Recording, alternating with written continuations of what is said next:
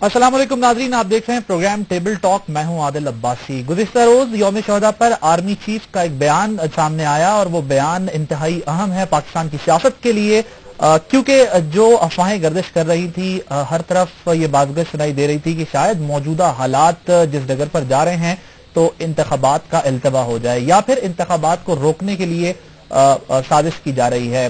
जिन सियासी जमातों के ऊपर हमले किए गए, उनकी जानिब से ये भी कहा गया है कि पाकिस्तान में सिर्फ पंजाब में इंतखाबात का माहौल है, 3 सूबों में नहीं। और बात दुरुस्त भी है, सिर्फ और सिर्फ पंजाब में ही सियासत होती दिखाई दे रही है, जलसे होते दिखाई दे रहे हैं। दूसरे सूबों में सिर्फ लाशें जो है वो उठाई जा रही हैं। लेकिन अफवाहें, साजिशी बातें गर्दिश करने लगी कि शायद इंतखाबात के इल्तवा का ये शाखसाना हो। लेकिन आर्मी चीफ का बयान इंतहाई मुस्तहसन है, इंतहाई काबिल एहतराम भी, जिसमें उन्होंने ये कहा कि इंतखाबात 11 मई को ही होंगे। यानी आर्मी की तरफ से जो यानी पाक फौज के सरबराह की जानिब से, आर्मी की जानिब से जो एक किरदार रहा गुज़िश्ता 5 साल, उसकी सही मायनों में अक्कासी गुज़िश्ता रोज के बयान से भी होती है, जिसमें वाज़े और वाशगाफ तौर पर यह कह दिया गया कि आर्मी अपना भरपूर किरदार अदा करेगी। पाक फौज जो है वो इंतखाबात को मुनसिफाना बनाने के लिए अपनी आईनी हुदूद में रहकर अपना किरदार अदा करेगी और 11 मई को ही इंतखाबात होंगे।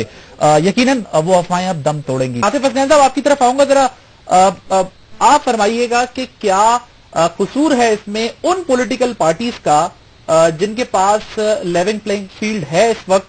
लेवल प्लेइंग फील्ड होना उनका कसूर है या फिर जो हुकूमत हाल ही में गई है, अगर वो दहशतगर्दी से सही तरह निमट लेती तो शायद ये हालात पैदा ना होते?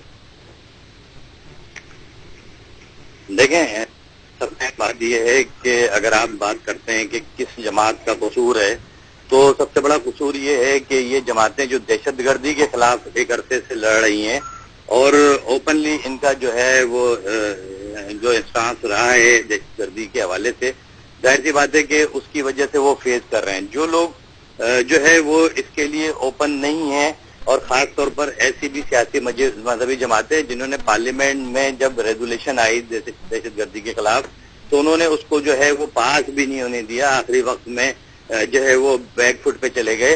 तो जाहिर सी बात है कि अब उन्हीं जमातों को ये सब कुछ फेस करना है। दूसरी तरफ ये है कि जहां तक इस वक्त ताल्लुक है इन हालात का, इन चीजों का और पिछले 5 साल के एक्शन का, मुझे ये बताएं कि क्या पाकिस्तान की खारजा पॉलिसीज, पाकिस्तान की दाखिला पॉलिसीज क्या कभी ऐसी आजाद रही है कि उसको जो है वो पॉलिटिकल गवर्नमेंट जो है वो टैकल करती रही हो और उसमें बेहतरी लाती रही हो? आज तक मुझे तो याद नहीं है, पाकिस्तान के एक एक बच्चे को याद है कि आज भी अगर हम बहुत से मामलात भुगत रहे हैं, उसके सबसे बड़े जिम्मेदार वो इदारे हैं, वो लॉ इन्फोर्समेंट एजेंसियां हैं जो डायरेक्ट इनडायरेक्ट जो है हमेशा पाकिस्तान की दाखिली और खारजा पॉलिसीज में इन्वॉल्व होते रहे। अब जाहिर सी बात है कि अगर आप पाकिस्तान की पॉलिसीज को बनाने में इन्वॉल्व हैं, तो फिर खराबियों के जिम्मेदार सिर्फ पॉलिटिकल जमातें क्यों हैं? वो सारे लोग जो कि इन मामलात में इन्वॉल्व रहे, वो सारी चीजों के जिम्मेदार हैं जो 1979 के बाद, कोल्ड वार के बाद पाकिस्तान में होने वाली इस दहशतगर्दी को परवान चढ़ाने, यहाँ पर मिलिटेंसी को परवान चढ़ाने, और फिर गुज़िश्ता कई अरसे से ये सारी बातें तो हो रही हैं, ऐसा तो नहीं है कि नहीं है। आज अगर बलूचिस्तान में एफसी और दीगर इदारे काम कर रहे हैं तो उनकी कमांड कौन कर रहा है? आज सिंध में अगर कराची में इतनी मिलिटेंसी है तो 19 साल से रेंजर्स जो यहाँ काम कर रही है उसकी कमांड कौन कर रहा है? इनके क्या इंटेलिजेंस काम नहीं कर रही? क्या वो इदारे काम नहीं कर रही? ये सब काम कर रहे हैं, लेकिन हम सारी चीजों को अपने मफाद, अपने मकासद के लिए इस्तेमाल करते हैं। हम जो है अफजल खान केस की तरह लोगों को हुकूमत बनाने के लिए इस्तेमाल करते हैं।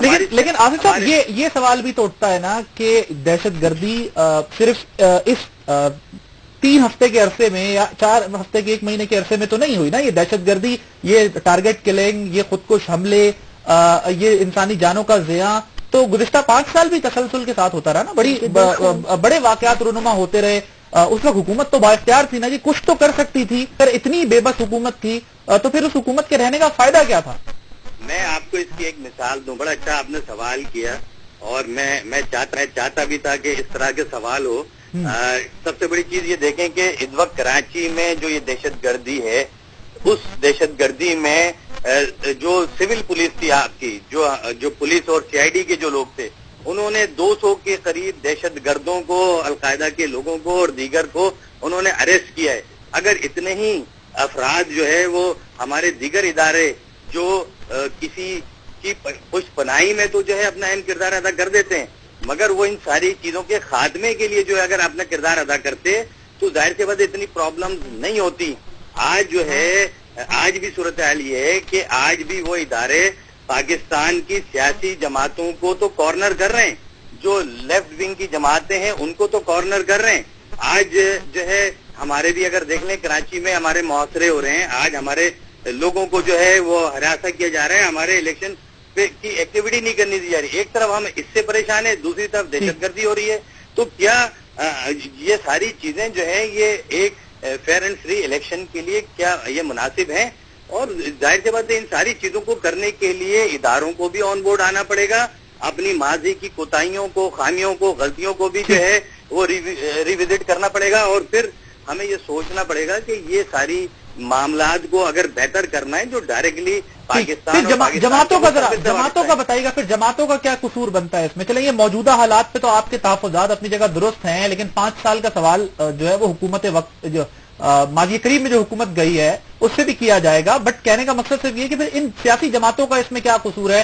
کیونکہ اس سے تو ہم ایک نہ صرف رائٹ لیفٹ کی تقسیم پہ جا رہے ہیں بلکہ پاکستان کئی قوموں کا ایک جو ہے وہ مرکب بن کے دکھائی دے رہا ہے۔ ایک ایسا لگتا ہے کہ شاید یہاں کئی اقوام جو ہیں وہ بستی ہیں، پاکستان نام کی، پاکستانیت نام کی چیز تو ہمیں نہیں دکھائی دیتی۔ بالکل آپ نے صحیح بات کی، پاکستان میں دراصل ایک نیشن کو مضبوط نہیں ہونے دیا گیا، آپ نے ڈیوائیڈیشن کی، لوگوں کو تقسیم کیا علاقے کی بنیاد پر، زبان کی بنیاد پر، مذہب کی بنیاد پر۔ آج آپ نے جو کچھ کیا ہے، جو آپ نے فصل بوئی ہے، آج اسی کو تو کاٹنا پڑ رہا ہے۔ اگر آپ ماضی میں ان ساری چیزوں کو دیکھ کر کرتے، لوگوں کو ایک نیشن بناتے، آج ہمارے سامنے اتنی مثالیں موجود ہیں، ہمارے پاس جو ہے وہ چائنا کی، ایران کی، ٹرکی کی ایک نیشن بنے۔